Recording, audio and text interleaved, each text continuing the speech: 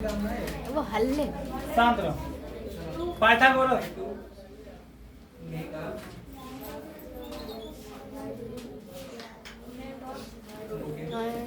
Pythagoras प्रमेय पर आधारित हम लोग क्वेश्चन लगाएंगे।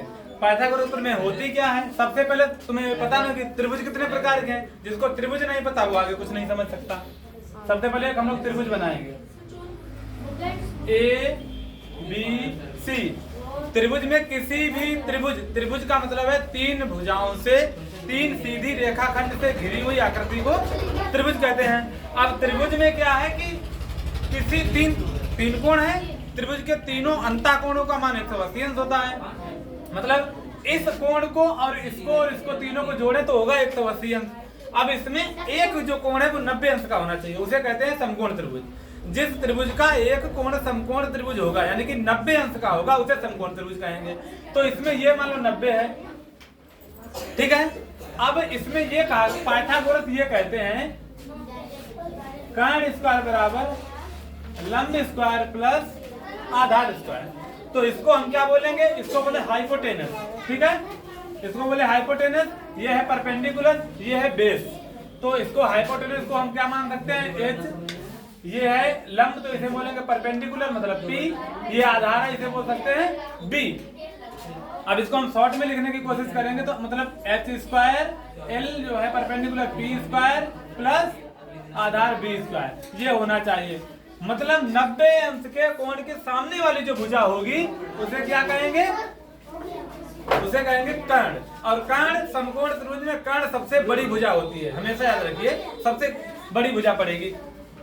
अब क्या करेंगे? इसके सिद्ध करने के बहुत से तरीके हैं। एक तो जियोग्राफिकली भी होता है, कागज के टुकड़े को काट करके करते हैं। जियोमेट्रिकली भी होता है, अलजेब्रिक भी होता है। यहाँ पर हम क्वेश्चन के एरिया से इसको प्रूव करने की कोशिश करेंगे। ये बहुत बेसिक चीज है और बहुत सरल भी है।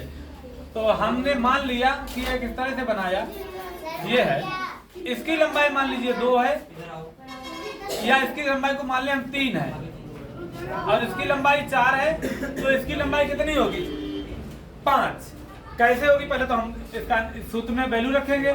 इसके हमें ये पता नहीं, इसको x मान लो या कर्ण ही इसे लिख दे, इसे लिख दे कर्ण।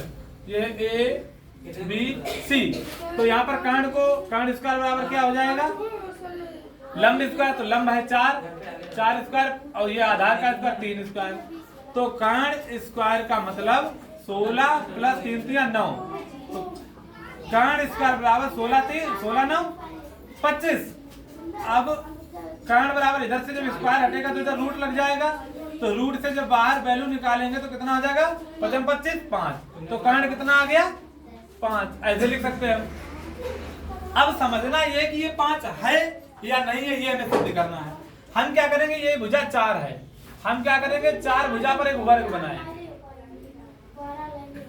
ऐसे वर्ग बनाएंगे। वर्ग में सभी भुजाएं बराबर होती हैं। अगर ये भुजा 4 है तो ये भी 4 होगी, और अगर ये 4 4 है तो ये भी 4 होगी, ये भी 4 होगी। ऐसे ही ये आधार है, ये 3 है, तो हम 3 3 वर्ग में चारों कोण भी 90 90 अंश के होते हैं, ठीक है। जैसे कि इंग्लिश में बोलते हैं, हमें हिंदी में थोड़ा कम आता है। ट्रेपेजियम एक होता है, उसमें भी 4 भुजाएं मिलेंगी। रोम्बस में भी मिलेंगी। आपको 4 अंकों की बहुत सारी डिजाइन मिल जाएंगी।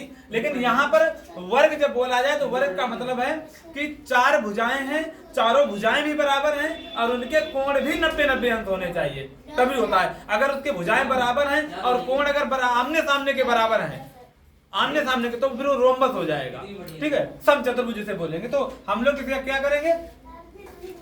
अब इस पर एक हम लोग स्क्वायर बनाएंगे, मतलब वर्ग। ये बड़ी है। अब इसकी भुजा ये 5 थी, तो ये भी 5, ये भी 5, ये भी 5, ठीक है। अगर हम करके देखें क्या ऐसा हो रहा है, इनका क्षेत्रफल अगर हम निकालें तो क्या बराबर हो रहा है, हम देखते हैं। ये जो हमने माने ए बी, इधर कर लें सी डी, इधर है ए बी, इधर है बी सी ई एफ, यार ए बी, इधर कर लो जी एच। तो मतलब इसका एरिया अगर हम जोड़ दें तो इसके एरिया के बराबर आना चाहिए। हम इसका वर्ग करेंगे, 3 है, 3 का वर्ग, और उस वाले का वर्ग कितना हुआ?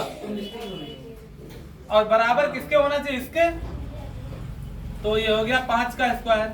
तो ये 3 3 9 प्लस 4 तक 16 5 25 16, ये कितना हो गया 16 9 25 बराबर 25। अब अगर हम 25 का रूट भी ले तो भुजा तो 5 ही आ रही है, भुजा तो 5 ही। देखो यहाँ पर उसने ये नहीं कहा है, याद रखिए हर लाइन का वर्ग करने पर है, ये नहीं कहा कि कर्ण बराबर आधार प्लस लंब है, ऐसा नहीं है। कर्ण स्क्वायर बराबर है, कर्ण स्क्वायर बराबर लंब स्क्वायर प्लस आधार स्क्वायर, ऐसे भी सिद्ध करते हैं। और भी तरीका बहुत सारे सिद्ध करने के हैं, समझ गए। अगर ये पता है तभी अब ये वाले क्वेश्चन लगा पाएंगे। और अगला क्वेश्चन कौन सा बताया, जिसने पूछा है वो बता, बोले। गुणनखंड थे, क्या था करने के लिए, बोलिए क्वेश्चन बोलिए बोलिए।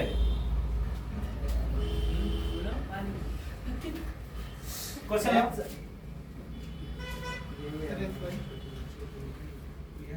एक्स से भाग करना है, भाग करना है x square plus 4x plus 3 को एक्स से भाग करना है, कुछ नहीं करना है। अगर भाग करना तो एक तरीका सबसे पहला है कि अगर सिंगल ये है इधर डिजिट, हमें इससे भाग करना तो डायरेक्ट भाग कर देंगे।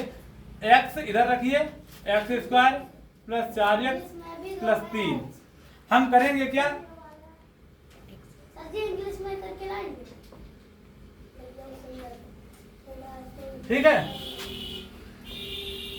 हमें ये देखना है कि एक्स स्क्वायर, एक्स का टेबल पढ़िए कि एक्स स्क्वायर से ज्यादा ना हो, तो एक्स में एक्स की मल्टीप्लाई करेंगे तो एक्स स्क्वायर हो जाएगा। अब ये डिवाइड करने पर सब्ट्रैक्ट करेंगे तो प्लस का माइनस, माइनस का प्लस, ये कट गया, कुछ नहीं बचा। अब क्या लिखेंगे एक, अब यहाँ पर एक्स में ऐसे नंबर से मल्टीप्लाई करो कि 4x हो जाए, तो सीधी सी बात एक्स से इसको 4x को डिवाइड करके देख लो, जब एक्स से डिवाइड करो तो एक्स कट जाएगा, 4 बचेगा, यानी कि 4 से मल्टीप्लाई कर दें प्लस 4 और x की मल्टीप्लाई 4x, फिर माइनस हो जाएगा ये, फिर कट जाएगा, बचेगा 3। अब 3 कहाँ ले जाओगे, 3 क्या हो गया, रिमाइंडर 3 हो गया शेषफल। इसका मतलब ये है कि ये x इसका एक गुणनखंड नहीं है।